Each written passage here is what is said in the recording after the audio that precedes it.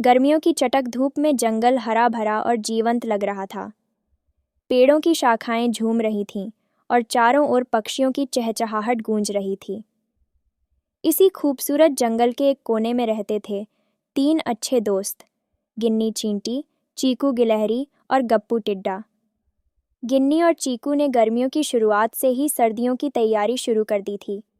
वे दिन रात मेहनत कर रहे थे।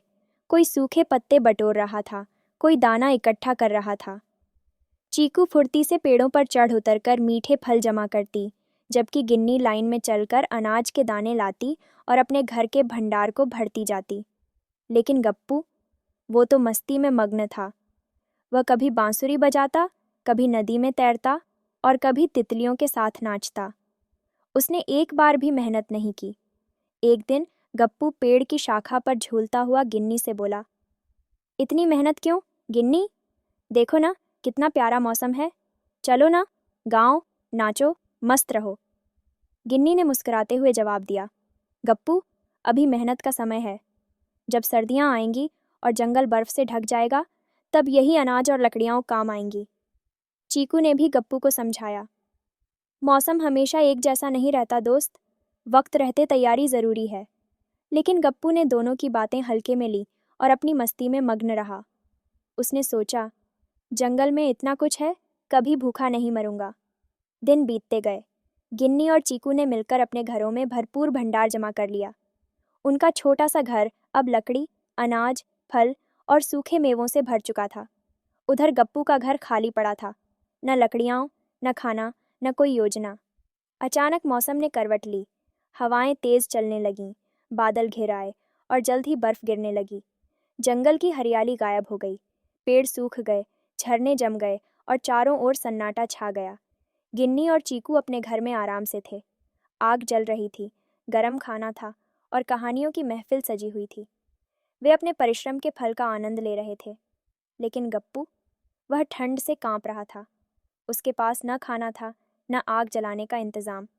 दिन भर भूखे रहने के बाद थक हार कर वह गिन्नी के घर पहुंचा।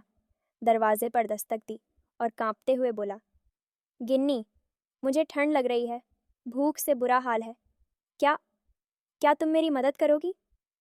गिन्नी ने दरवाज़ा खोला और उसे देखा। गप्पू ठंड से नीला पड़ा था, कांप रहा था और आंखों में पछतावे के आंसू थे।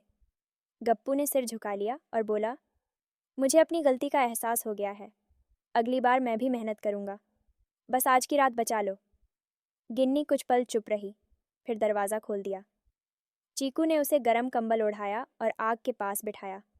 उसे गरम सूप दिया और मुस्कुराकर बोली, दोस्त वही जो समय पर समझाए भी और ज़रूरत में साथ भी दे। सर्दियाँ बीत गईं। जैसे ही वसंत आया और जंगल में हरियाली लौटी, गप्पू सबसे पहले उठा। इस बार वह मस्ती में नहीं, बल्कि काम की तैयारी में था। उसने गिन्नी और चीकू के साथ मिलकर अनाज और फल इकट्ठा करना शुरू किया। उसने अपने घर को भी तैयार किया, भंडार भरा, लकड़ियाँ जुटाईं और मेहनत को अपना मंत्र बना लिया। अब गप्पू जंगल में मेहनती टिड्डा कहलाने लगा। उसकी बांसुरी अब भी बजती थी, लेकिन काम पूरा होने के बाद। उसने दूसरों को भी सिखाना शुरू किया, मस्ती करो, लेकिन जिम्मेदारी के साथ। गिन्नी और चीकू गर्व से मुस्कुराए। उनका दोस्त अब बदल गया था। उन्होंने सिर्फ उसे आश्रय नहीं दिया, बल्कि उसे जीवन का सबक भी सिखा दिया।